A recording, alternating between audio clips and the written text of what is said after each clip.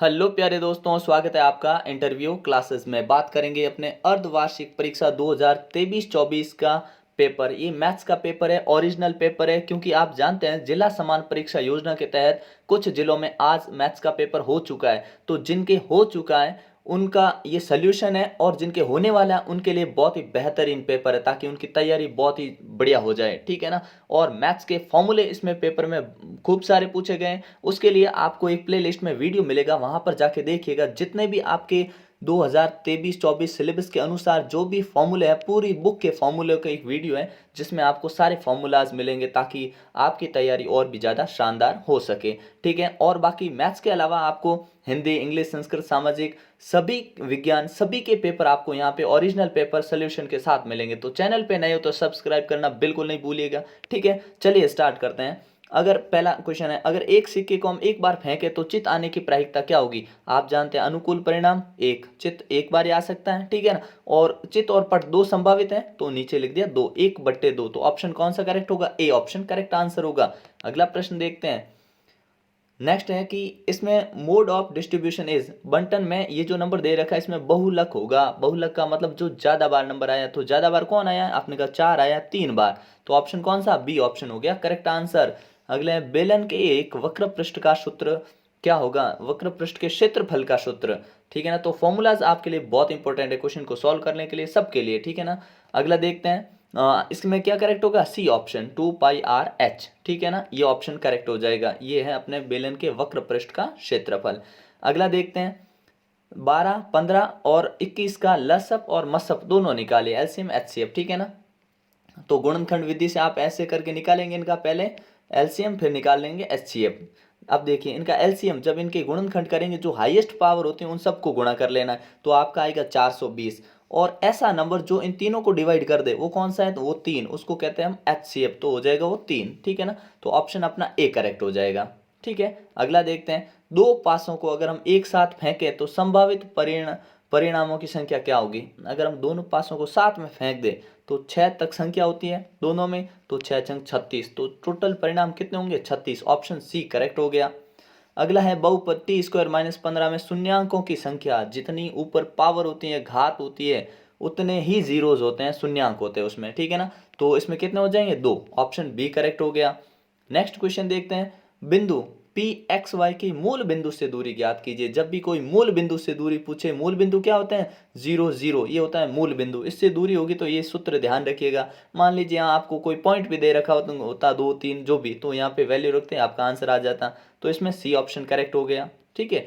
अगला है, यदि x + y = 5 हो तो इसको संतुष्ट करने वाला युग्म कौन सा है? तो x, ये जो दे रखे हैं नंबर, इनमें पहला x है और दूसरा क्या है? y है। ठीक है ना। तो देखिए, x और y की जगह 2 2 रखेंगे तो जोड़ने पे 4 होगा, ये नहीं होगा, ये हो जाएगा। ऑप्शन बी करेक्ट है ना, 5 बन रहा है। ठीक है। अगला प्रश्न देखते हैं, समीकरण दे रखा है ये। ठीक है। इसमें बोला है कि मूल वास्तविक होंगे। अगर मूल वास्तविक कब होते हैं? मूल वास्तविक तब होते हैं जब कौन सी कंडीशन? इसमें भी वास्तविक होते हैं। ठीक है। और 0 से b² 4ac - 4ac का मान 0 से बढ़ाता है तब भी होते हैं। ठीक है ना। तो इसमें ये दोनों ऑप्शन होने चाहिए। यहाँ पे मूल वास्तविक नहीं होते हैं, ऐसा लिखा हुआ होता तो अलग बात थी। ठीक है ना। तो इसमें ये दोनों है। ठीक है। अगला देखते हैं, tan 45 का मान। तो tan 45 का मान याद रख लीजिए कितना होता है? 1 होता है। ठीक है। फिर पूछा है सारवंतर, आपसे श्रेणी दे रखी है और आपसे पूछा है सारवंतर निकालिए। तो सारवंतर देखो, 3 है वो a1 है, और ये जो 1 है वो a2 है। तो d कैसे निकालते हैं सारवंतर? a2 - a1। तो देखिए, a2 की जगह मैंने लिखा 1 - 3, तो कितना होगा? -2। तो सारवंतर कितना आया? -2। तो पहली खाली जगह में, अच्छा इसमें ऑप्शन है ना, तो क्या कर देंगे? डी ऑप्शन करेक्ट हो गया।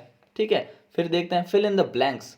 इसमें हमसे पहला प्रश्न पूछा गया है, 5 - √3 1 है, क्या है? ये एक अपरिमेय संख्या है। क्या है? अपरिमेय संख्या। ये ध्यान रखिएगा, जब भी एक परिमेय और एक अपरिमेय को जोड़ते हैं तो हमेशा अपरिमेय संख्या मिलती है, और जब दोनों परिमेय संख्याओं को जोड़ते हैं तो परिमेय संख्या ही मिलती है।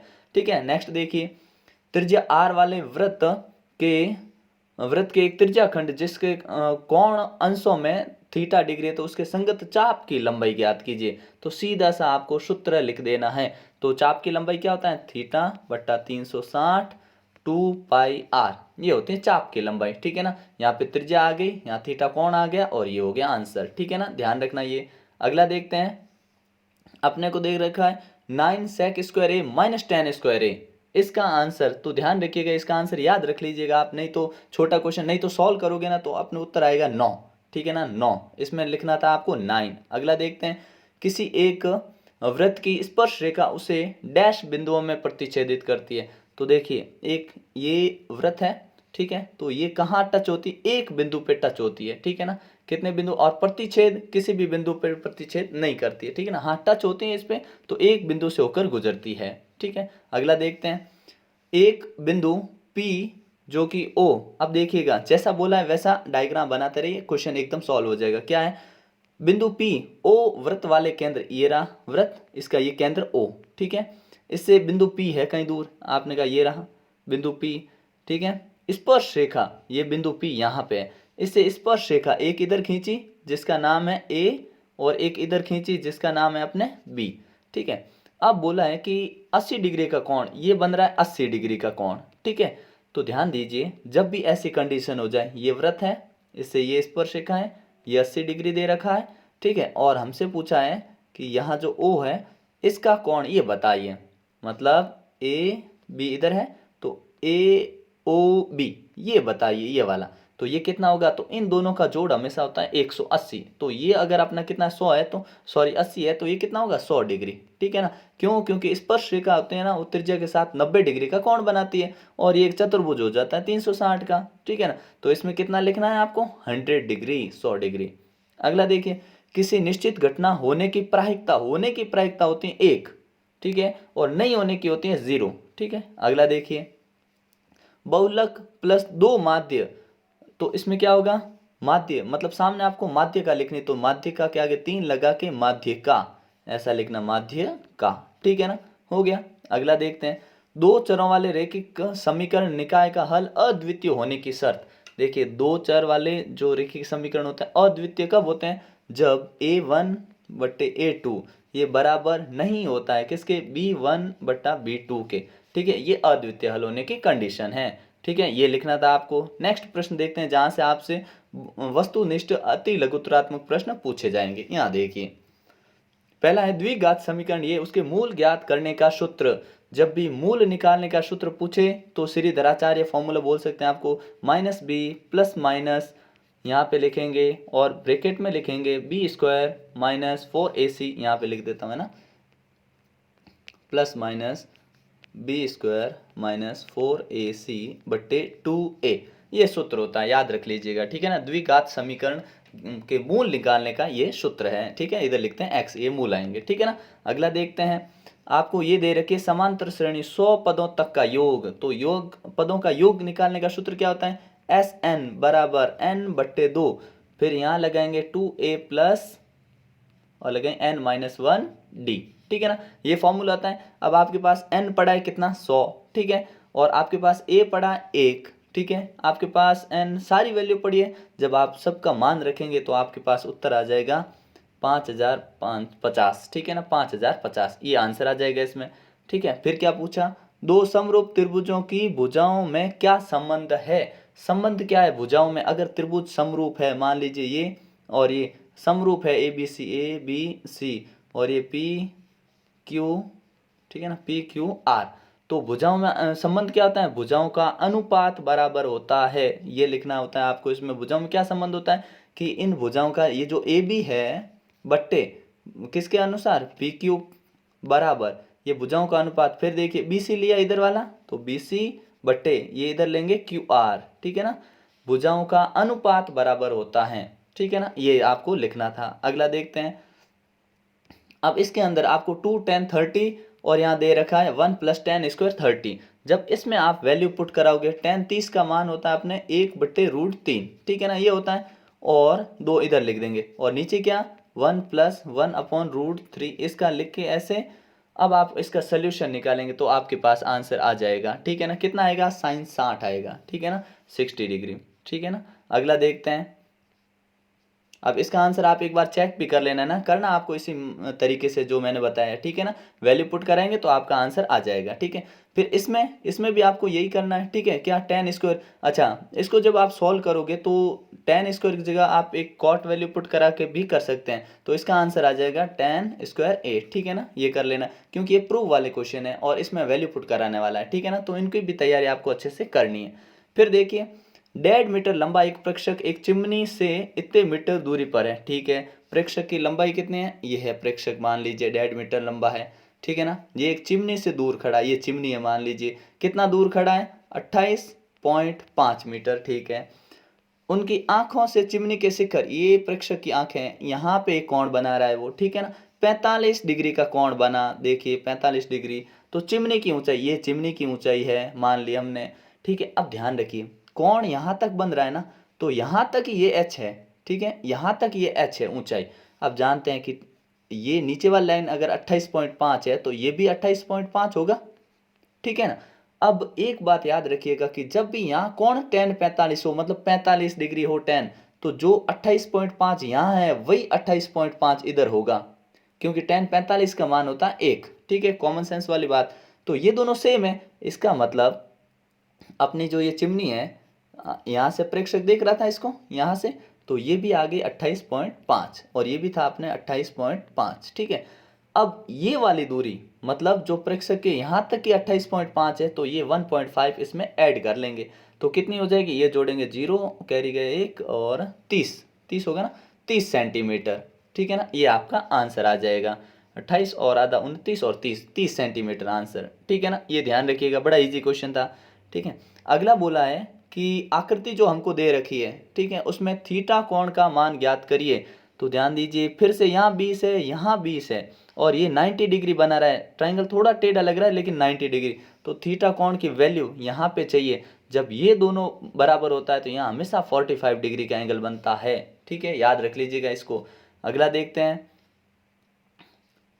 नहीं तो यहाँ अगर 90 है ना, तो उस हिसाब से एक तरीका और है, क्या, अगर हमने थीटा आकृति बोला है तो हम ऐसे भी कर सकते हैं, क्योंकि ये भुजाएं दोनों समान है, ठीक है, भुजाएं समान होती है, क्योंकि भुजाएं समान है तो इनके सामने के कोण भी समान होंगे। अगर ये 90 हो गया तो ये अपने आप 45 आप ऐसे भी निकाल सकते हैं इसका आंसर, ठीक है ना। चलिए देखते हैं, ये दूसरा कॉन्सेप्ट हो गया, ठीक है। अब देखिए, एक बिंदु Q से एक वृत्त की स्पर्श रेखा, ठीक है, ओ बिंदु का एक वृत्त स्पर्श रेखा खींच रहा है, ठीक है। बनाते हैं डायग्राम बना के इसको सॉल्व करते हैं। देखिए क्या है क्वेश्चन, इस प्रकार से, बिंदु Q से वृत्त की स्पर्श रेखा की लंबाई, ये बिंदु Q है, ठीक है, और यहाँ स्पर्श रेखा एक वृत्त बना दिया। बिंदु Q कहाँ लेना है, 24 सेमी, और Q केंद्र से दूरी 25 सेंटीमीटर, ये Q एक केंद्र है, यहाँ से 25 सेंटीमीटर दूरी है, और जो स्पर्श रेखा खींची ये है 24 सेंटीमीटर दूरी, ठीक है ना। इस प्रकार से बोला, तो वृत्त की ये त्रिज्या बताइए। तो ध्यान रखिए, यहाँ 90 डिग्री कोण बना, त्रिज्या हम जानते हैं स्पर्श रेखा त्रिज्या के साथ 90 डिग्री का कोण बनाती है। ये 24 है, ये 25 है, तो आप जानते हैं ट्रिपलेट होता है जिसमें 7, 24 और 25 होता है, ठीक है ना। 6, 8 और 10 होता है, 2, 3 और 4, सॉरी 2 नहीं होता, 3, 4 और 5 होता है, ठीक है ना। तो ये अगर 25 है, ये 24 है, तो ये पाइथागोरस प्रमेय से 7 सेंटीमीटर आएगा आंसर, ठीक है ना। तो ये हो जाएगा 7 सेंटीमीटर।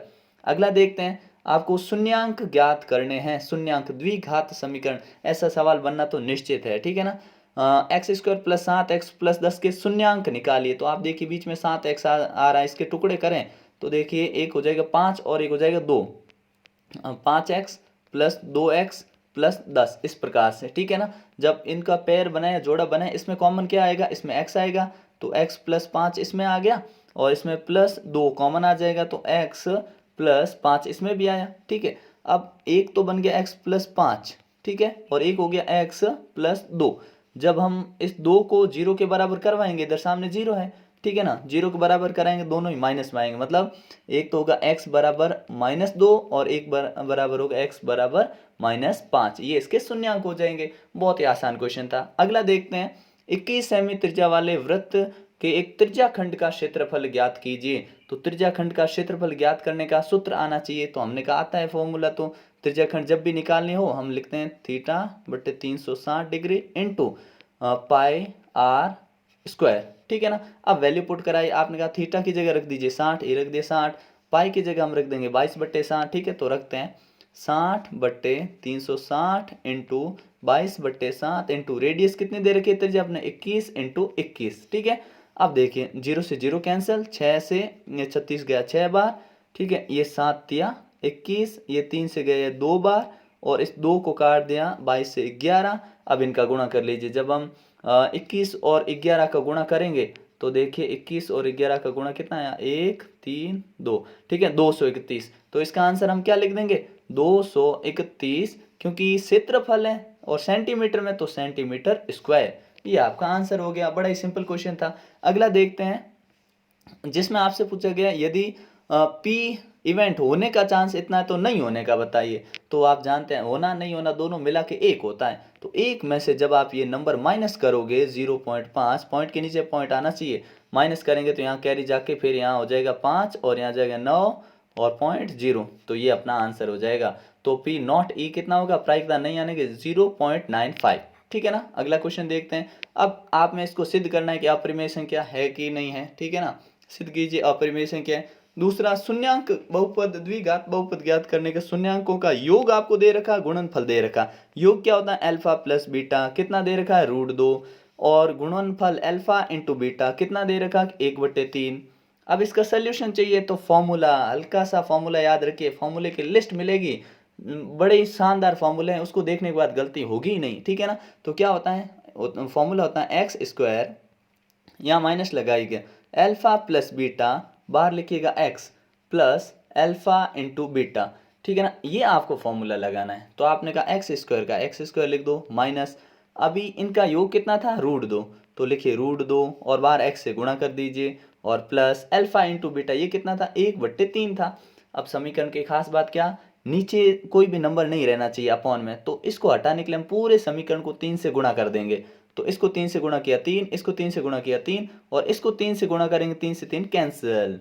तो आंसर क्या आएगा, 3x² माइनस 3√2x प्लस 1, ठीक है ना। ये अपना समीकरण हो जाएगा, ठीक है। अगला देखिए, द्विघात समीकरण में k का मान ज्ञात कीजिए यदि उनके दोनों मूल बराबर हों। अगर मूल बराबर हो तो आप जानते हैं मूल बराबर होने की कंडीशन क्या होती है। मैं थोड़ा जूम करता हूँ ताकि यहाँ थोड़ा आपको सॉल्व करूँ तो नजर आए, है ना। तो देखना, ये आपको दे रखे हैं, मूल बराबर होने का मतलब होता है d, क्या होता है, d बराबर b² माइनस 4ac बराबर 0 होगा, ठीक है ना। यही होते हैं मूल बराबर होने पे। तो देखिए, अब देखिए, जो अपने ABC का मान पता करते हैं समीकरण से, कैसे पता करते हैं, मैं छोटे ही कर लेता हूँ ना, आप थोड़ा ध्यान रखिएगा, है ना। कैसे कि इसमें x² के पास होता है वो होता है हमेशा a, 2 हो गया, b होता है जो हमेशा x के पास होता है तो वो k, और c क्या हो गया, जो कांस्टेंट टर्म होती है अचर पद, वो हो गया 3, ठीक है। अब ABC के मान पता है तो हम रखेंगे b² माइनस 4ac बराबर 0 में मान रखेंगे। तो b का स्क्वायर, b कितना है, k का स्क्वायर माइनस 4 का 4, a कितना है, 2 है अपना, c कितना है, 3 है अपना, ठीक है ना। अब करिए गुणा, तो k² माइनस 4 दूनी 8, 8 3 24, 24 आ गया k² का मान। अब क्योंकि बराबर 0 है तो इस 24 को हम उधर भेज देंगे, तो आएगा k² बराबर 24 सामने। अब इधर से हम जब इसका स्क्वायर हटाएंगे तो इस पे डाल देंगे रूट, ठीक है। तो अब k बराबर 24, आप जानते हैं रूट गुणनखंड क्या होते हैं, 24 के 6 इंटू 4 होते हैं, क्योंकि 4 एक पूर्ण वर्ग संख्या है तो ये बाहर आ जाएगा। तो k बराबर प्लस माइनस 2√6, ठीक है ना। ये आपका आंसर हो जाएगा। तो k का मान आपको क्या लिखना था यहाँ पे, k इज -2√6, ठीक है ना। ये आपका आंसर हो गया, ठीक है। अगला क्वेश्चन देखते हैं, जिसमें आपको उस बिंदु के निर्देशांक ज्ञात कीजिए। तो देखिए, जो बिंदुओं को जोड़ने वाले रेखाखंड को आंतरिक रूप से विभाजन, मतलब ये ऐसी लाइन है, ये a हो गया, ये b हो गया, इसको किस 3 अनुपात, मतलब ये 3 भाग इधर है और 1 भाग इस पॉइंट के आपको x y के निर्देशांक निकालने हैं, ठीक है ना। और बिंदु दे रखा है 4 और -3 और 8 और 5, ठीक है। अब आपको निकालना है ये बिंदु, तो इसका एक सिंपल सा फॉर्मूला है, वैल्यू रखिए, आंसर आपका आपके पास होगा, ठीक है ना। फॉर्मूला क्या है एक बार बात कर लेते हैं। क्या, जब भी x और y निकालना हो तो क्या होता है, m1, यहाँ लिख देता हूँ मैं, m1 आप ऐसे लिखिए, m1 और m2 बट्टे m1 m2, ठीक है। दोनों के बीच में प्लस लगाइए, जब x निकालना हो तो यहाँ x2 पहले लिखिए फिर x1 लिखिए, बस ये, ठीक है। और जब y की बात हो तो हम जहाँ x1 और x2 लिखा है यहाँ पे y2 और यहाँ y1 लिख देंगे, ये y आ जाएगा अपना, ठीक है ना। ये सिंपल सा, और इसमें आपको आंसर मिल जाएगा, ठीक है ना। अगला देखते हैं, धरती के एक बिंदु से जो मीनार के, देखिए धरती का एक बिंदु है ये मान लीजिए, मीनार के पाद बिंदु से, मतलब ये मीनार है कोई खड़ी है, इसके पाद बिंदु से 15 मीटर दूरी है, लो 15 मीटर दूर हो गया साहब। फिर क्या बोला, 15 मीटर दूर है और कहाँ पर है, 15 मीटर दूर है और शिखर के साथ उन्नयन कोण है ना, कितना बना रहा है, 60 डिग्री बना रहा है। कोण चाहे आपके कभी अवनमन उन्नयन यहाँ बनेगा, आप हमेशा उसको यहीं बना लीजिएगा, कोई दिक्कत नहीं है, क्योंकि आपके समांतर लाइन के हिसाब से कोण हर बार इधर ही बन के आपका आंसर इस हिसाब से ही निकलेगा, ठीक है ना। अब ये कौन बन गया, अब आपसे बोला है मीनार की ऊंचाई यानी ये बताइए। तो देखिए जब ये और ये चीज़ें आपको दी हो ना, लंब और आधार, तो हम हमेशा लेते हैं tan, और tan कितना इस बार लेना है 60 बराबर, और ये क्या है ऊंचाई, ये ऊपर आता है ऊंचाई और नीचे आता है आधार 15, तो tan 60 का मान होता है कितना अपने, tan 60 होता है √3, ठीक है ना। h बटे लिख देंगे 15, अब इसका क्रॉस मल्टीप्लाई तो h इधर आ जाएगा, h बराबर और हो जाएगा अपने 15√3, तो आंसर क्या आएगा अपने 15, h बराबर ऊंचाई आएगी 15√3 सेंटीमीटर, ठीक है। बड़ा आसान क्वेश्चन था, ठीक है। अगला देखते हैं, दी गई आकृति के अंदर ये जो आपको सर्वांग सम दे रखी हैं चीज़ें, ठीक है ना, आपको पता करना है कि ये वाली एडी भुजा कितनी होगी, ठीक है ना। शो दैट ये समरूप है, एक तो ये सिमिलरिटी वाला है, समरूप साबित करना है आपको, ठीक है ना, जो ज़्यादा मुश्किल नहीं, आप कर सकते हो।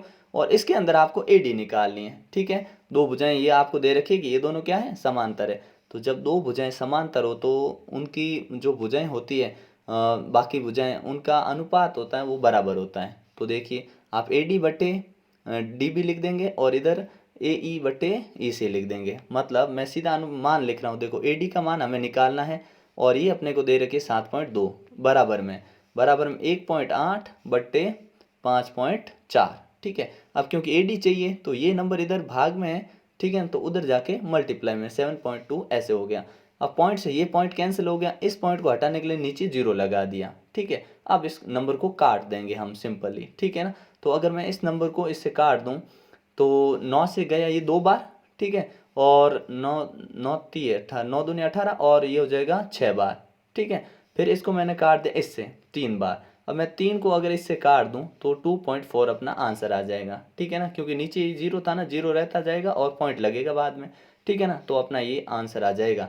अगला देखिए, आपसे दे रखा है एक खिलौने की त्रिज्या जो आपको 3.5 सेंटीमीटर त्रिज्या वाले एक शंकु के आकार का है, ठीक है, शंकु के आकार का, जो उसी त्रिज्या वाले अर्धगोले पर अध्यारोपित किया गया है। तो इस संपूर्ण खिलौने में संपूर्ण पृष्ठीय क्षेत्रफल ज्ञात कीजिए, ठीक है। तो इसका संपूर्ण पृष्ठीय क्षेत्रफल आपको फॉर्मूले मालूम, फॉर्मूले में वैल्यू रखिए, आपके पास आंसर आ जाएगा, ठीक है ना। अब इसमें थोड़ी सी मिस्टेक क्या है, ये हिंदी में है ना पूरा टाइप नहीं हुआ है, जबकि इंग्लिश में ये पूरा टाइप हो रखा है, ठीक है ना। इंग्लिश में आपको ये पूरा यहाँ पे टाइप करके दे रखा है, यहाँ पे जो total height of the toy, अब जो अपना टॉय ऐसे बनेगा ना, कैसे, देखिए शंकु है, शंकु ऊपर रखा हुआ है, इसके नीचे अर्धगोला इस प्रकार से रखा हुआ है, ठीक है, ये अर्धगोला शंकु के ऊपर। अब इसकी पूरी यहाँ से यहाँ तक की हाइट है ना, वो दे रखी है, यहाँ से यहाँ तक की हाइट दे रखी है 15.5। तो ये इंग्लिश में है ना थोड़ा सा मिसप्रिंट है, हिंदी में पूरा है। जब आप, सॉरी हिंदी में नहीं है पूरा, इंग्लिश में पूरा लिखा हुआ है, ठीक है। तो आप दोनों लैंग्वेज में पेपर को एक बार चेक जरूर करिएगा, ठीक है ना।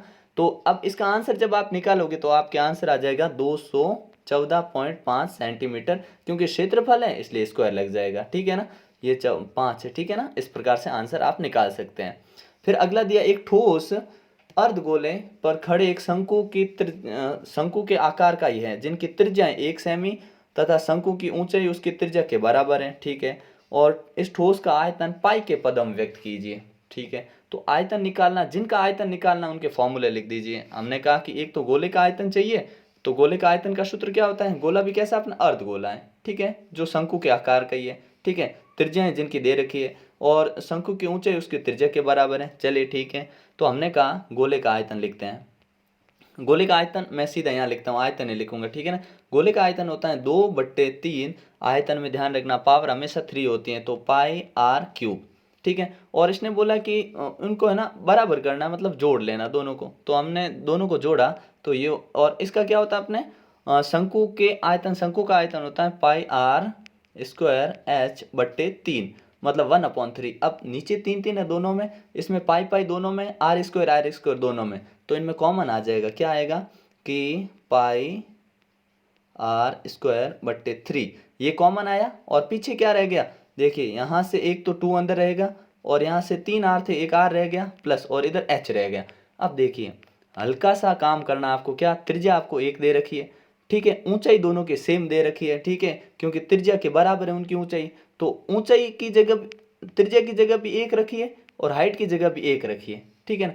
तो ये इसका गुणा किया हमने, तो मैं वापस लिखने की एक बार कोशिश करता हूँ। क्या, पाई तो पाई रखिए, त्रिज्या का मान 1 दे दिया, इधर स्क्वायर कर दीजिए, नीचे 3 था ही, और इधर 2 इंटू आर था ना, आर की जगह 1 रखिए, और प्लस यहाँ पे ऊंचाई भी 1 सेंटीमीटर 1 रखिए, ठीक है। सॉल्व करिए, आपने कहा 1 का स्क्वायर 1, मतलब पाई ऊपर रहेगा बट्टे 3। अब इसको सॉल्व करिए, 2 एकम 2 और 1 जुड़ जाएगा इसमें 3, तो इंटू 3, 3 से 3 गया, क्या आया अपना पाई, ठीक है ना। बड़ा सिंपल था। तो इसका आंसर क्या आ गया, पाई सेंटीमीटर, क्योंकि आयतन है क्यूब हो जाएगा। तो दोनों का ठोस का आयतन क्या हो गया, इस ठोस जो पूरा अपने ऐसा बना था उस पूरे ठोस का आयतन हो जाएगा पाई सेंटीमीटर क्यूब। अगर हमें पाई के पद हम व्यक्त करने को नहीं बोलते तो हम 22/7 भी लिख सकते थे, 3.14 सेंटीमीटर क्यूब भी लिख सकते थे, ठीक है ना। अगला देखते हैं।